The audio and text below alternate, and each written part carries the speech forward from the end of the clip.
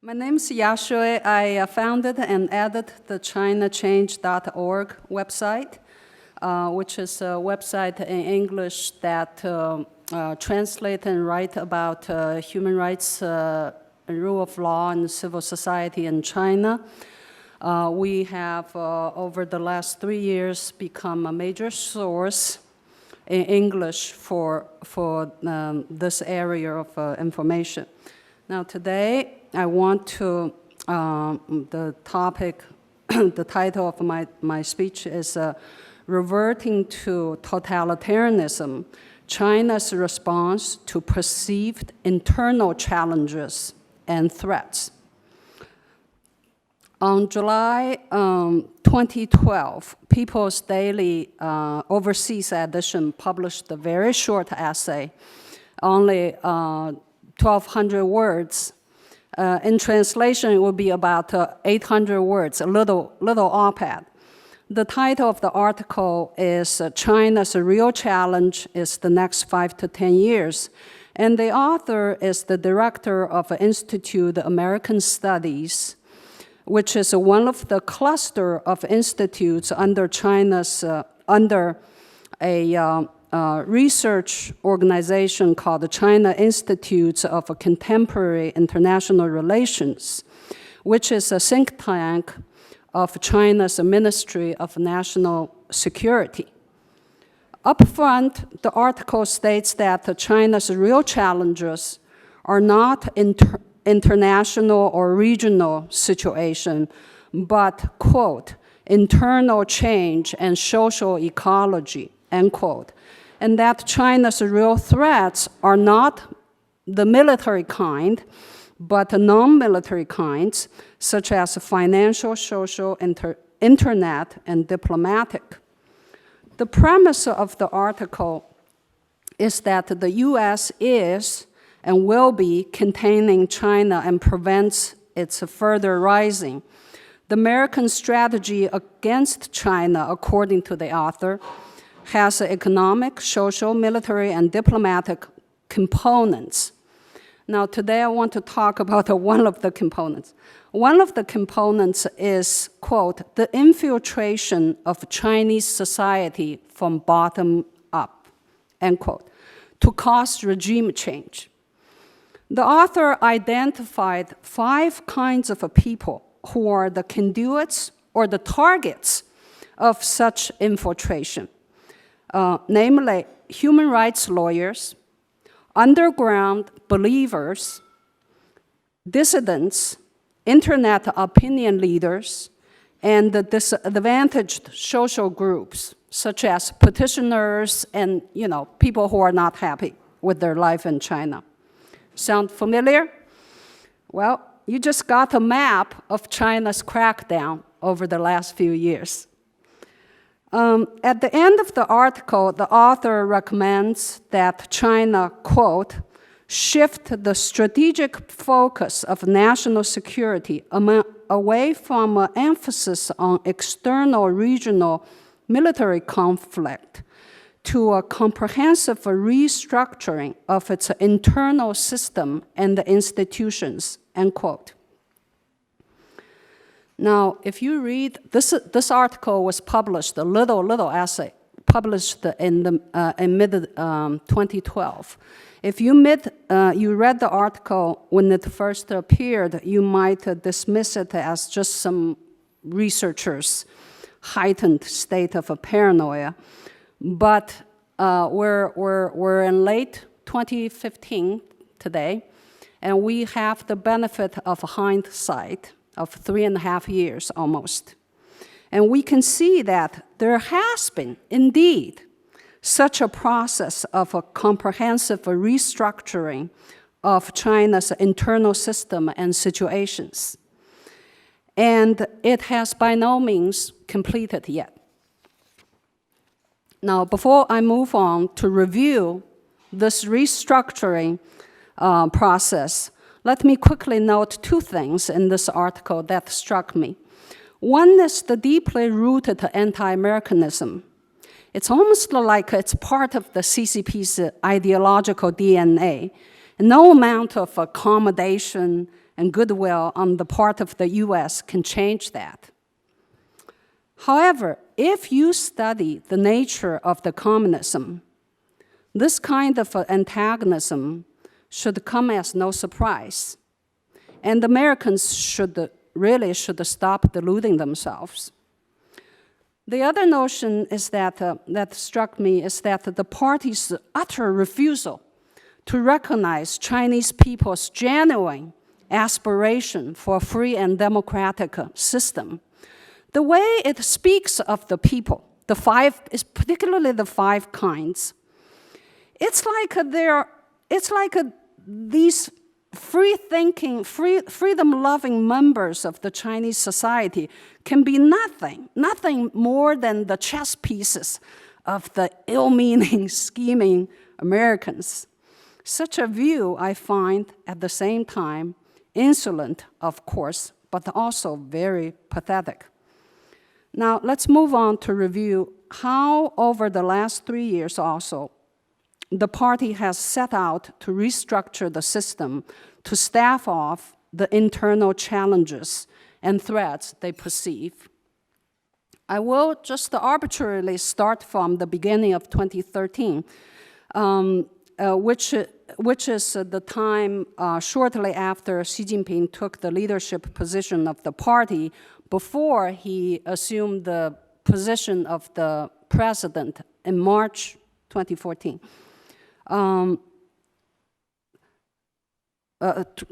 In March 2013, I'm sorry. A lot of you probably remember at the very first day and the second day of the Chinese New Year 2013, there was the Southern Weekend incident where a long-time liberal-leaning newspaper called the Southern Weekend in Guangzhou had a incident where the editors had a New Year's greeting to their readers where they expressed the hope for constitutionalist changes in China. The propaganda official overseeing this paper took to change the content without letting the editors know, so this caused a revolt. And over internet, and activists chipped in and went on the street in Guangzhou supporting freedom of free press and freedom of expression.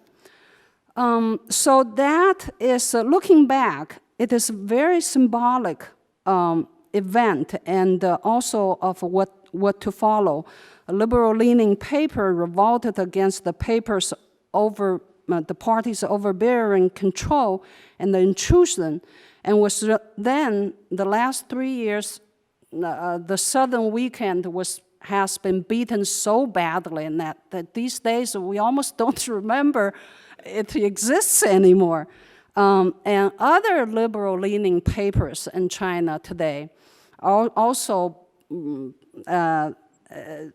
fall to pretty much the same situation, very silent, or they were just completely taken over. Now, in March 2013, very few took notice, but in March 2013, the General Office of the State Council issued a document laying out a timetable for implementing the Information Network Real Names Registration System and establishing a unified credit information platform and the unified social credit coding system based on citizens' identification numbers. This, at the time, very few people noticed. We translated a piece by a very famous dissident intellectual called Mo Zhixu, but no major newspaper took any notice of this event, this document. But last week, CNN reported on, quote, the title, CNN's title, China's chilling plan to use social credit ratings to keep score on its citizens. So here it comes. Now people began to see it. When the rating system is fully in place. Mo Zhixu predicted in 2013 that it will mark the arrival of unprecedented information totalitarianism. And he also wrote in 2013 that the rating is tantamount to issuing a driver's license for speech. You will be subjected to point deduction for speech violations. Once you have no point left, you will be barred from going on the road again. So from there, what I want to point out, I was just told I only have 5 minutes left, so obviously I can't go on for too long. What I want to point out is that the party in 2012 pretty much identified these 5 areas. Rights movement, which is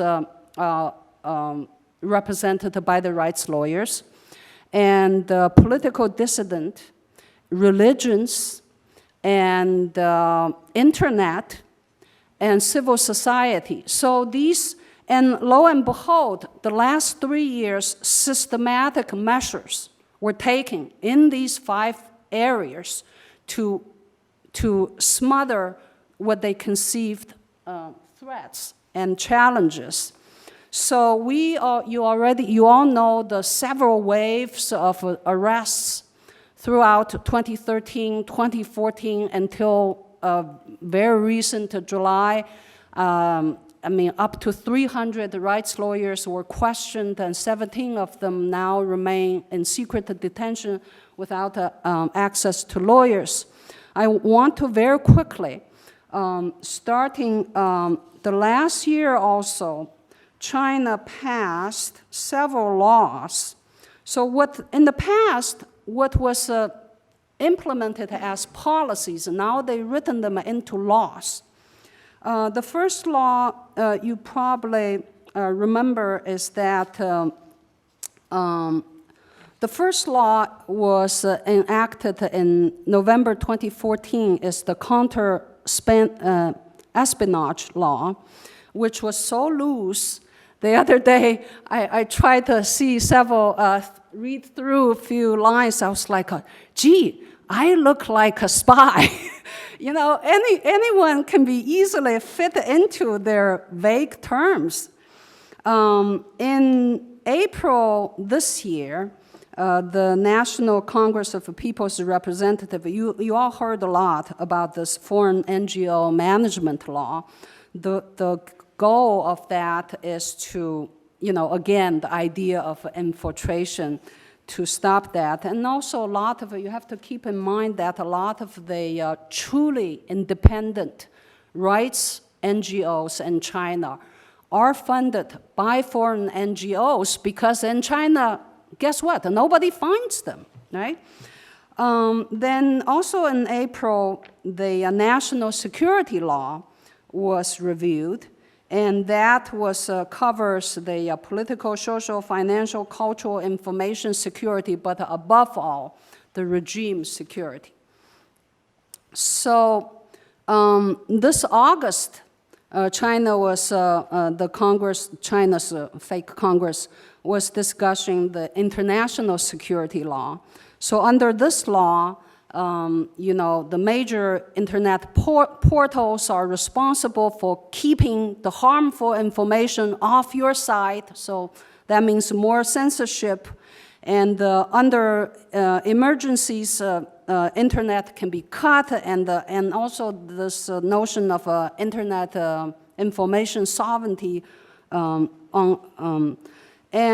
Just earlier this week, November 1st, China passed the Criminal Law Amendment Act 9, in which developing VPN could be punishable by law and be jailed for 3 years, or spreading rumor can be punishable by law. But what is spreading rumor? If you're posting something that does not come from people's daily or Xinhua News, you're spreading rumor. So finally, I want to wrap up this. So this is the so-called internal restructuring going on. All these laws in place to stave off what they perceived as internal challenges and threats. Now, finally, I want to quote a Chinese young political science professor who was recently expelled from a very prominent university, I don't want to name it, for his views. He recently argued that we are seeing the arrival of a new Cold War. He wrote, quote, "The coming new Cold War will be nothing less than a fight for our own freedom, a conflict in which the free world will be forced to contend with a China that's reverting to a 1984-style totalitarian state." Thank you.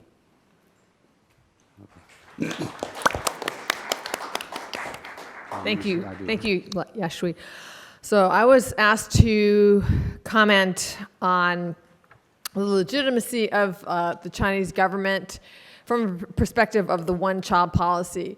And legitimacy can be established in one of two ways. One is by the consent of the governed, and as one of the previous panelists said, the Chinese Communist Party is governing without the consent of the government. They were neither elected by nor are accountable to the Chinese people. The second way to establish legitimacy is if a government is ruling for the benefit of the people. And I'm not going to comment on that bottom line. You can listen to what I have to say about the one-child policy and what we all have to say about human rights and make a decision for yourself. In any case, you probably heard that China has substituted its one-child policy with a two-child policy. And that has been touted by the mainstream media generally, with a few exceptions, as being the end of the one-child policy. And as Congressman Smith had said earlier today, and by the way, Congressman Smith, Senator Ted Cruz, Senator Marco Rubio have all agreed that coercion and repression are going to continue under the new two-child policy in the same way that they did under the one-child policy. The exception is that the limit has just been moved from one child to two children. So forced abortion will continue. Women who are single mothers will continue to be forcibly aborted. You will still need to have a birth permit for the first child and the second child, or face forced abortion, unless you are wealthy enough to pay an exorbitant fine that can be up to 10 times a person's annual salary. Third children will be aborted. The entire infrastructure of coercion, the entire system of surveillance of women's fertility is going to remain in place. So we have to keep up the fight to end this incredible atrocity against women and not just relax because they've moved the limit from one child to two children. Now, what is the ongoing legacy of the one-child policy? The Chinese Communist Party itself has boasted that they have prevented 400 million lives through the one-child policy. That number is greater than the entire population of the United States and Canada combined.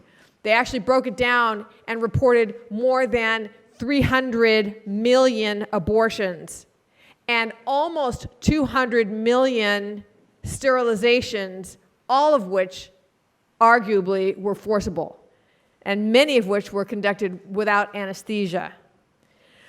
So we've got the coercive low birth limit that leads to forced abortion and forced sterilization. The next unintended consequence of the one-child policy is the sex-selective abortion of baby girls. Girls are routinely aborted, especially in the Chinese countryside, where already they have something like a two-child policy. If your first child is a girl, you're allowed to have a second child, and many people regard that second child as their last chance to have a boy, so these girls are routinely aborted.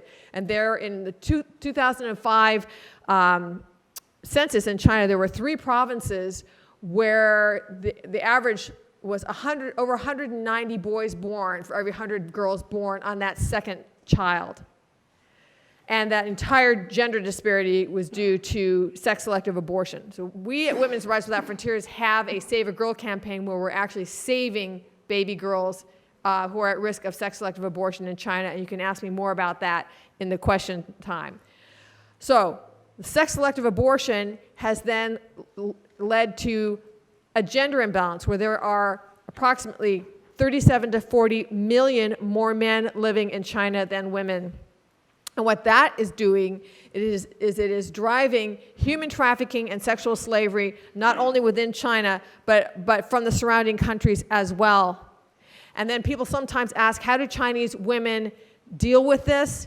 Well, the answer is a very somber one, which is that China has the highest female suicide rate in the world, and it's increasing. Right now, it's hovering at around 600 women per day ending their lives in China.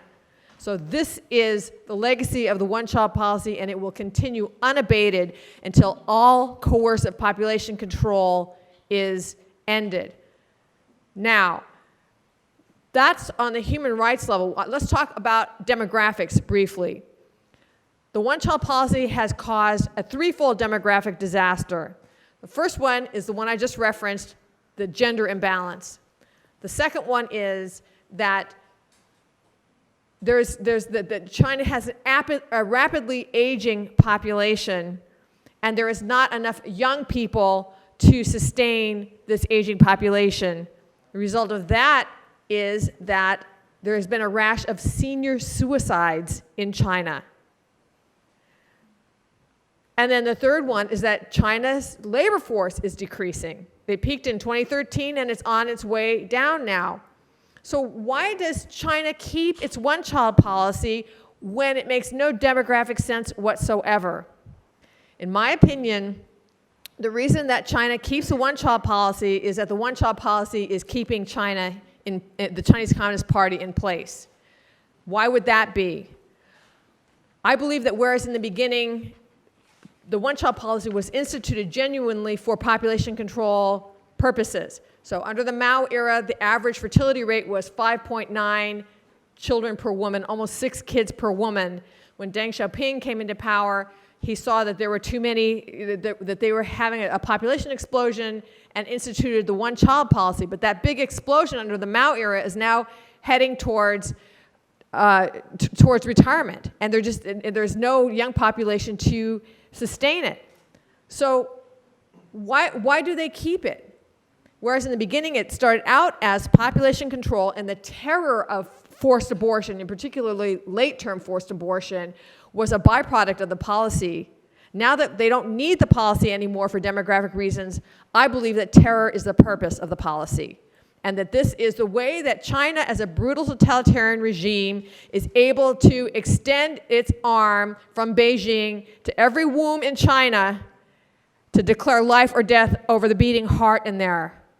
So under this two-child policy, China is still regulating not only what goes on between the sheets in people's bedrooms, but actually regulating women's bodies, and has turned a woman's body into the domain of the state. Thank you.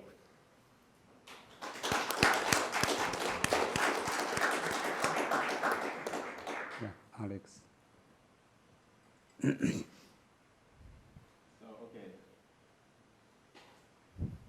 Okay, so let's turn to Hong Kong. Let me share with you a story when I went to Australia earlier this year. So there were two bizarre things I encountered in Australia. One was that in our trip, there was a guy from Hong Kong who is quite pro-Beijing. He works in a television called ATV in Hong Kong. So that is definitely a pro-Beijing media, which is also controlled by pro-Beijing businessmen. And I'm kind of surprised that when he was in a trip with us, then I asked one of the organizers and one of my colleagues, so why he was there? And they told me, if it is not him, then there will be somebody else following us. Then that means that the United Front in Hong Kong, it is kind of resourceful, that they would follow whatever they want, they would input resources. So I guess in this room, maybe we will have those guests too. So welcome. And another bizarre thing, let me elaborate more. It's like when we talk about the United Front, you know, it's like in Hong Kong, now they also, Beijing, they also set up office in Hong Kong. So that's called the liaison office. Because after 1997, that was a handover of sovereignty from Britain to the Chinese government. So they would set up a liaison office so as to demonstrate that they are really operating the so-called one country, two system. But in reality, of course, the liaison office is taking control of everything. If you notice, or if you have a chance to come to Hong Kong, you could see that liaison office actually punctures a whole block of building in Hong Kong. And there were also records in recent years that they purchased lots of apartments for their members to live in Hong Kong. But here becomes a remark. In Hong Kong, you have to understand that the land price and the rental price is very high. That's like almost like the most expensive land price in the world. And when it is moment like that, and the liaison office still could have such resources to purchase the apartments in Hong Kong, it reflects that, well, the Chinese government really allocate a lot of resources in Hong Kong, especially in this kind of like security issues. And when we, so let's go back to Australia. So the second bizarre thing in Australia is that during the panel, we have different guesses. So there was also a guest from Taiwan. So I guess I forgot which party he was in before. I'm pretty sure he's not from Minjingdang, but he should be a former parliamentary member of Kuomintang. And so during the panel, well, he shared his views on the Taiwan-Hong Kong relation. So he made different claims several times, saying that Hong Kong people, Taiwanese, and Chinese, we all share the same origin. We all share the same culture. So we have to rescue China. We could not separate one another. So in the panels, like in that room, there were also like around 10 Hong Kong students. When they listened to his word, and I could already, well, like see their facial expression. And then when it comes to the Q&A section, they challenged the former parliamentary member. And then they pose questions like this. What do you mean by Hong Kong people as Chinese? How could you prove that? How come we share the same culture when you witness what Chinese people come and does the things when they do shopping or when they are in the public transportation in Hong Kong? And the former parliamentary member seems like, well, he has undergone a process of cultural shock. It's like, wow, he didn't really imagine that before. It's like before umbrella movement. This is not really the case that he encountered when he shared this kind of view. But after umbrella movement, there seems to be a bit more exaggerated. Even for overseas students overseas Hong Kong students in Australia, they also have a sense that identity politics comes to the stage, that they would value a lot. So now in Hong Kong, if you speak Mandarins and you don't look like Westerners, then, well, we have to cross fingers for you. Because I'm pretty sure that you will like, receive a quite poor customer service. And that's what happens in Hong Kong. Immigrants and also people who speak Mandarin, they will receive a kind of a poor reception when they come to Hong Kong. And it reflects that like Hong Kong now is having a very tense relationship with China in different aspects. It's not simply the political aspect about election democracy, not simply about the constitutional reform, but also for the economic aspect, they have lots of conflict. And this you could see it from how Hong Kong people try to like separate themselves to choose another identity. Of course, this is not to me, this is not a solution for Hong Kong. But this is actually what's happening in Hong Kong. And on one hand, youngsters, they are feeling like, well, we don't want to be Chinese. We want to abandon the identity of Chinese because, well, at the end of the day, this is a construction. But on the other hand, some officials in Hong Kong, they're also playing this kind of identity politics. Earlier this year, it's like, well, should be 2015 January, the chief executive of Hong Kong, it's like chief executive is like a mayor of Hong Kong.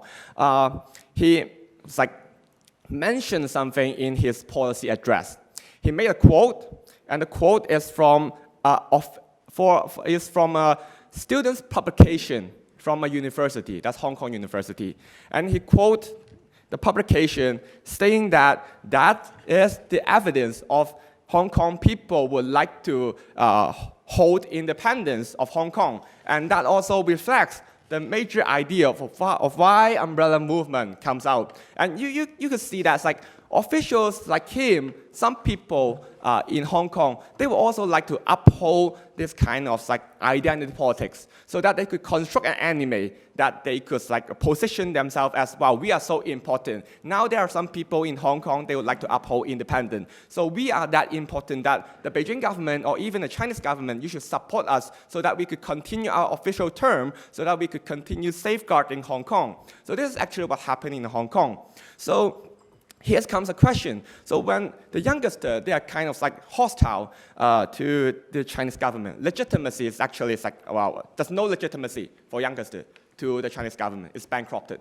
But why Hong Kong, it could still be governed by, well, the current Hong Kong officials and the Chinese government? Then it comes to another aspect. So we could look into another story that's happened in recent months. That's another interesting story. So that's that's an issue about like some appointment of vice president in one of the universities in Hong Kong. So that's the Hong Kong University.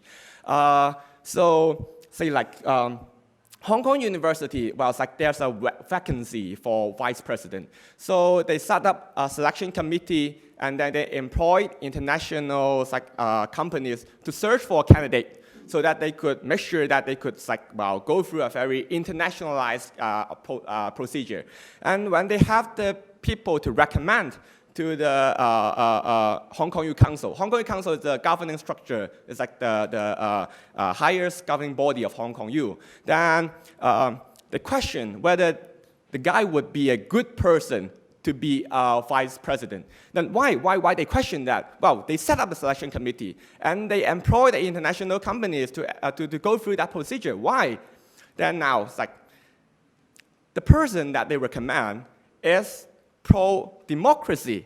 So he's a lawyer from the pro-democracy camp, and he always comment on China, Hong Kong issue, criticizing the Hong Kong government. And this now becomes the burden of him to be eligible for being a vice president. So in Hong Kong Youth Council, at the end, they vetoed the recommended candidates.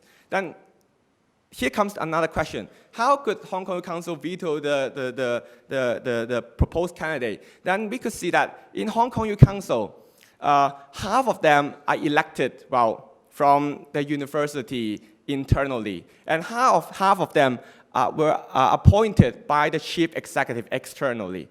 But what is interesting is that most of the people appointed to Hong Kong Youth Council, they're actually the local elites of Hong Kong. They're not people from mainland China. They're actually Hong Kong people. They're Hong Kong people living in Hong Kong for more than decades. And here comes a problem, is, how come Hong Kong elites are so delighted to cooperate with the Chinese government and also the Hong Kong government? Then, you can see that this is what happened in Hong Kong. Although there are radicals in Hong Kong, there are progressive camp would like to oppose the so-called bankrupted political reform proposal. But there's also a group of people that would highly cooperate with the local official. Then the tactics like the liaison office, the Hong Kong government, or even the Chinese government they're using, they're not simply the tactics they use today, but it is a tactic actually they inherit from the British government before 1997. And here comes an interesting point. It's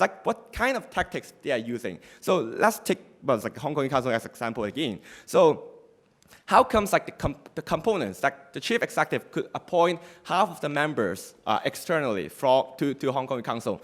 Then we have to go back 10 years ago, 2003, the Hong Kong government would like to have a reform on different aspects, no matter that's university or social welfare. They would like to introduce an idea called we would like to incorporate a business model into different aspects. And that would increase our efficiency in making decisions. And we would come with a better policy and better decision. And why they would come with these ideas? Like we will have to introduce business ideas. And then we have to go back a bit earlier, like before 1997, it's like 80s and 90s.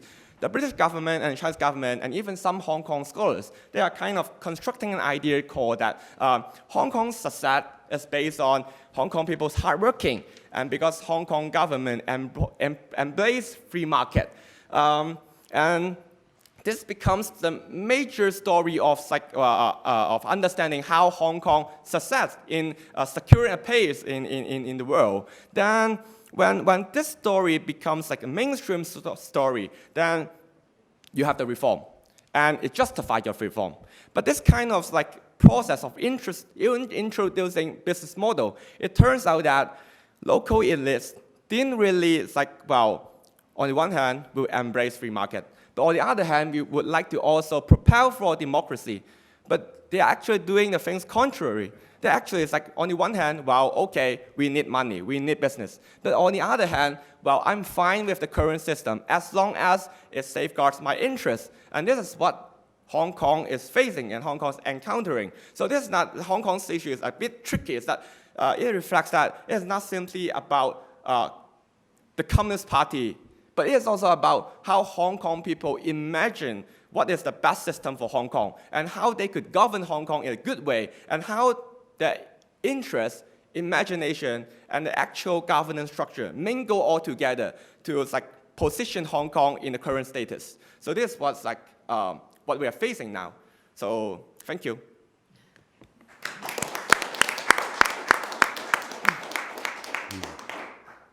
Thank you for VOC to host a so wonderful conference. And I want to talk with my personal experience at the beginning.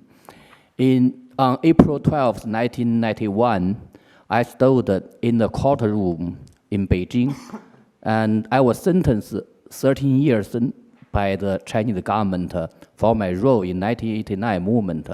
At that time, I defended the movement. And also, I truly believe the Chinese government lost its legitimacy for Dreamforce crackdown. And also, I truly believe democracy will become in reality sooner or later in China. But I never thought I will be here 25 years later talk about the legitimacy of Chinese government in United States of America. I want to say legitimacy of China in China is a very serious issue for me. So let me first clarify some confusing point. First, legitimacy of what legitimacy? We are talking about. We are not talking about Xi Jinping or a single ruler's legitimacy here. I believe all people talk about legitimacy here is about China's future. Is there any chance the democratization will come in China sooner or later? Or so today I want to talk about the regime legitimacy. Second, legitimacy crisis is not a governance crisis. If we talk about the economic or ecological problem, I believe in open society, those issues are more serious to rulers than rulers in China, because you have an open society, you have independent media and the opposition party to criticize the ruler. Legitimacy is more than governance crisis. It is based on the idea how to justify or deny a regime. So we cannot just talk about the utilitarian issue to talk about the legitimacy. Third, without alternative idea about how to build up or to justify a good governance, there is no legitimacy. Even you face the greater uprising in the country, it's just a mass uprising. It will not lead to legitimacy crisis.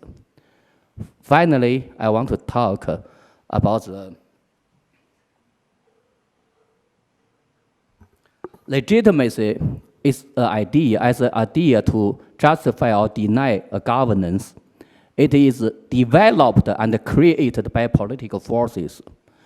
It is not, it's not an accurate statement to say Chinese government loses its legitimacy, because the Chinese government can create its own legitimacy and the opposition party can create its own legitimacy. If we say the legitimacy crisis, it means the Chinese government in competition with the opposition forces, their legitimacy is not so attractive to people. So let's talk about legitimacy crisis in China. Now, as Henry Lee mentioned, in the early days of the year, the Chinese Communist Party admit they have the legitimacy crisis. That means in China, all political forces realize there is a legitimacy crisis in China, but what causes the legitimacy crisis is divided among the Chinese. And so let's review the legitimacy problem issue in the Communist Party's rule. We know the Chinese Communist Party established its regime in middle 20th century. It's based on the communism ideology. In the late 1970s, such ideology bankrupted. Even the ruling core of the Communist Party realized they need to open China's door to capitalist world, and also they need to reform their replanning economic system. But they still want to maintain one-party rule. And now the legitimacy crisis, the new legitimacy crisis emerged in China because the Deng Xiaoping's reform policy cannot be maintained in China. Let me say that Deng Xiaoping based on his legitimacy on three issues. First, economic development. Second, political stability. Third, national interest. On all three issues, the Chinese government cannot maintain its legitimacy. The first, economic development. Although China maintains the best economic development in the world, in economic indicators, but the economic development is unfair. Small, powerful elite group controlled the opportunity and treasure, and most popular people suffered from unfair economic development. And also, the Chinese government cannot maintain the political stability just because there is a so widely developing, uprising in China. They call it 群体事件. And the third issue is that the Chinese government cannot provide security to the Chinese people, personal security, property security, and food security, environmental security. So they really face the legitimacy problem. However, what's next for Chinese to rebuild up its legitimacy? There are three kinds of efforts. Xi Jinping, the current ruling core of Chinese Communist Party, who want to rebuild the legitimacy with the traditional Chinese Communist Party's idea about how to build up good China. They call it 新民主主义. And he thinks the Chinese government, why the China face a legitimacy problem because the control too loose. They lost control in China. So he wants to tighten the party-state machine, and also he wants to enhance the control over the civil society. But his effort is challenged by many political forces, including the whole party-state machine. All those government officials, they join the Communist Party, they want to take position in the government just because they want to get corruptive benefit. But now they lost those chances, so they are very negative to do anything. in China. So it's why so much, the big disaster happened in China now, because they didn't want to do anything to manage those crises. And then the second effort is from the traditional Marxism.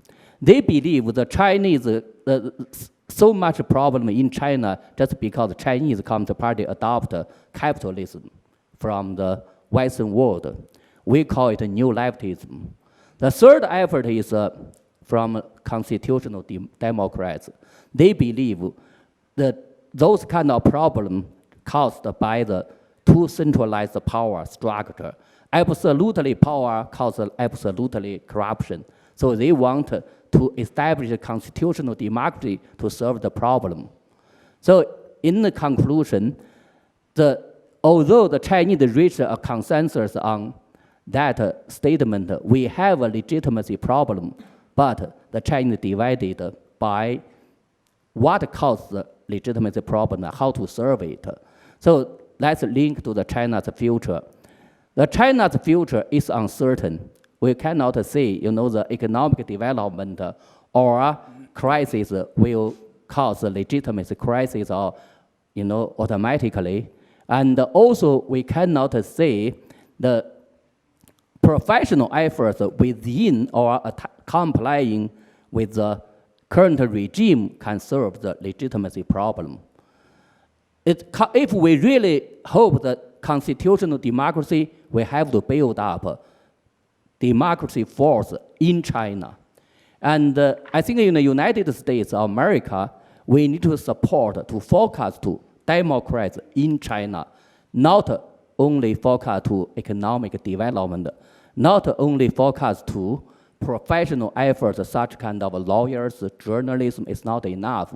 It's probably, some, some kind of uprising gave the Chinese government a chance to serve the policy problem, and that can enhance the non-democracy regime. It's your sociologist's conclusion. And so in one sentence, if we really want the legitimacy democracy, provide the opportunity for constitutional democracy in China in the future, we need to develop democracy force in China. We need to support those forces in China. Thank you.